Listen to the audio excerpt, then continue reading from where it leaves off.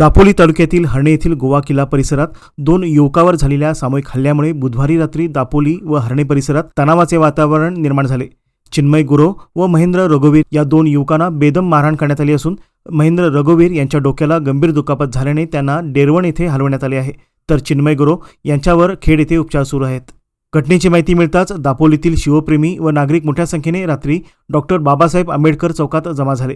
आरोपींना तात्काळ अटक करण्याच्या मागणीसाठी रास्ता रोको आंदोलन करण्यात आले। तसेच हर्णे दापोली मार्गावर टायर पेटवून काही काळ वाहतूक बंद करण्यात आली होती। घटनेचे गांभीर्य लक्षात घेऊन पोलीस अधीक्षक नितीन बगाटे, अपर पोलीस अधीक्षक बीपी महामुनी व उपविभागीय पोलीस अधिकारी शैलेश सनस, दापोली पोलीस स्थानकाचे पोलीस निरीक्षक महेश तोरसकर यांनी परिस्थिती नियंत्रणात आणली। या प्रकरणी पोलिसांनी 6 आरोपींना अटक केली असून त्यामध्ये एका अल्पवयीन मुलाचाही समावेश आहे।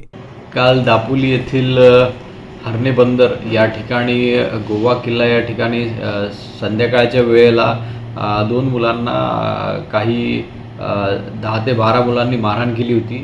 या प्रकरणामध्ये तात्काळ आमचे SDPO PI यांनी इंटरव्हेन्शन करून तात्काळ परिस्थिती आटोक्यात आणली।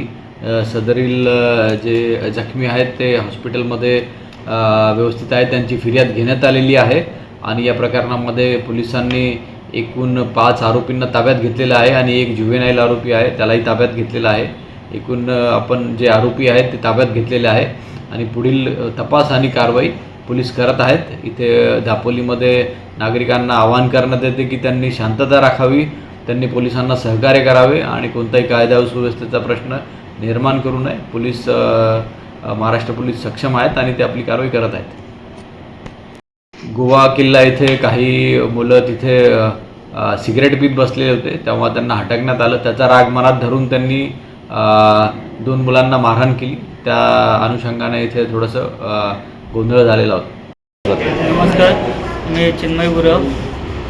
गेले 26 तारखेला रात्री मला 2 मुलं गोवा किल्ला हर्णे येथे सिगरेट ओढताना मिळाले होते काही सूत्रांच्या माहितीवरून। तर तिथे जाऊन आपण त्यांना सबक दिली होती, त्यांना समजावले होते।